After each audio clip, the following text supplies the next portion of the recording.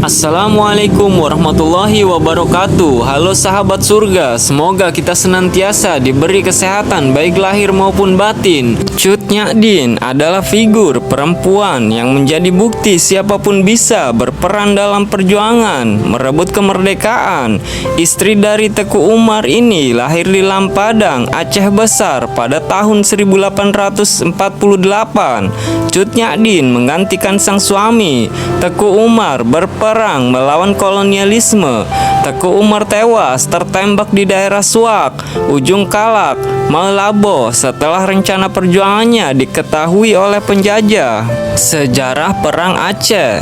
Cut Nyak Dien, Ratu Perang Aceh dalam melawan pemerintah kolonial Belanda tahun 1878 sampai dengan tahun 1908. Aceh telah lama menjadi incaran Belanda. Perang Aceh diawali ketika Belanda dan Inggris menandatangani perjanjian Traktat Sumatera. Dalam perjanjian tahun 1871 tersebut, Belanda bebas memperluas kekuasaan di Pulau Sumatera. Belanda juga tidak punya kewajiban menghormati hak dan kedaulatan Aceh.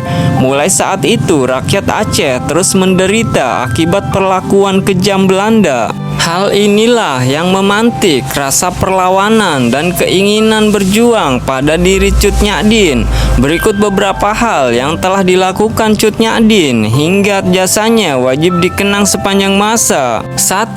Mendorong suami menyusun dan merebut wilayah Enam Mukim. Sejak awal menikah, Teku Umar dan Cut Nyak Dien diprediksi akan memberikan perubahan besar terhadap Aceh.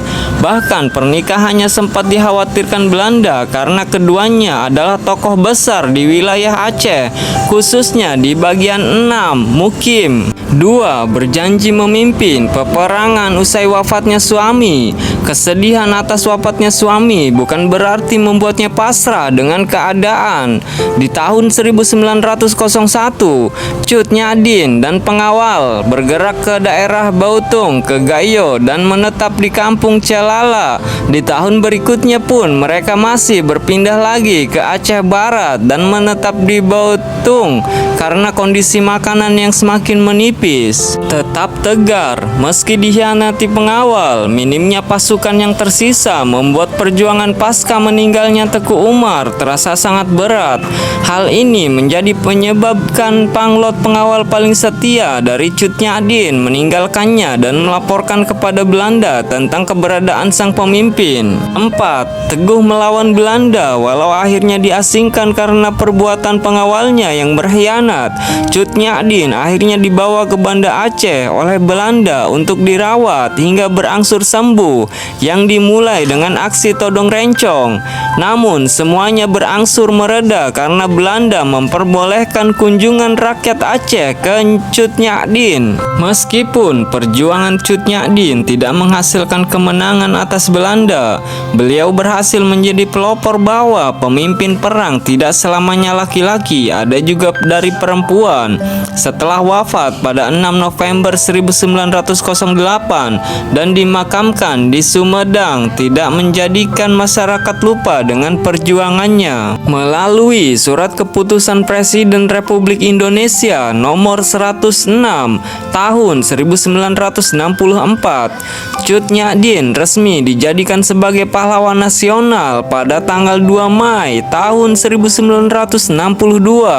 Perjuangannya yang berdampak di bidang sosial, budaya, dan politik akhirnya diabadikan dengan karya teater Menolong pada tanggal 13 April tahun 2014. Sahabat surga, mungkin cukup itu penjelasan biografi dan sejarah singkat Cut Nyak Dien, pahlawan yang ditakuti Belanda.